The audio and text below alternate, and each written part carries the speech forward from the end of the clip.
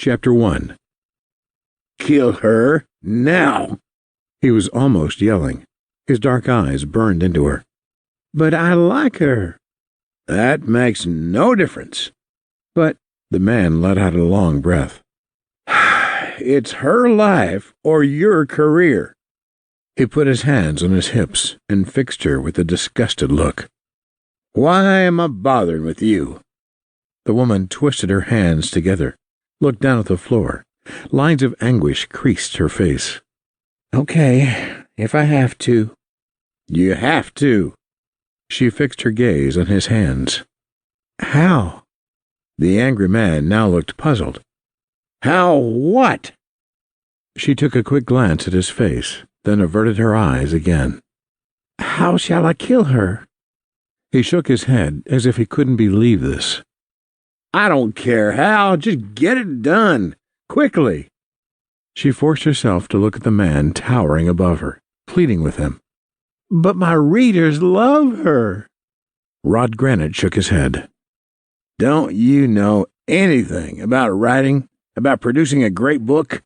It's the story. He paused. Your story, at least as you've described it to us, demands that the character gets killed. The tall, handsome speaker shrugged. Something is going to die, either this character or your book. Make up your mind which is more important. Maggie DeLuca felt sorry for the young woman standing at the front of the auditorium, with 150 writers watching her. She looked like she wanted to sit down or hide, but there was no place to hide. Maggie had made the same mistake 3 years ago, and look what it got her. She stood up and quietly walked out the back door. The scumbag, she muttered. Who's the scumbag? Maggie looked over at a middle-aged woman sitting on a bench outside the auditorium. She hadn't noticed the collection of people gathered under the shade of a giant hickory tree.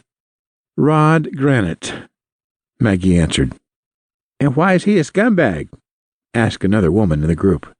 He stole my story, that's why. He did what? Asked the first woman, and several others gasped. Took my story and published it under his name. An African-American woman leaning against the tree said, Plots are often similar. You're saying his story was very much like yours? Not similar. Maggie's anger was not dissipating. Exactly. Scene for scene. He copied my book. He'll have to pay for it in the end, said the first woman. Yeah. Maggie shook her head. Maybe sooner than he thinks. With that, she turned and headed for the women's residence building. She needed to cool off before she made everybody avoid her. Just then, the doors to the conference area opened, and a crowd of writers poured out. Among them, Rod Granet. The woman who had been sitting on the bench stood up. Mr. Granet? He looked in her direction. That woman over there, she pointed at Maggie. She said you stole her novel. Is that true? For an instant, Granet looked startled. Then a big smile came over his face. No, I never stole an idea. Never needed to. His denial stopped Maggie in mid-stride. She turned to face Granet. Yes, you did. I showed my manuscript to you when you were here 3 years ago. And now it's a bestseller, but it has your name on it.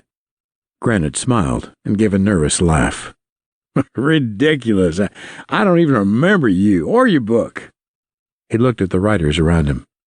Must not have been very memorable. He delivered the last sentence as a joke, following it up with a thin laugh. Maggie was never one to back down from a fight. Memorable enough that each chapter, each scene is the same. Maggie's eyes were blazing. You moved it from Pittsburgh to Kansas City. You changed Ursula to Jenny. But you didn't even check to see if mertetricide was an actual word before copying it. The book is mine. Granet was no longer smiling.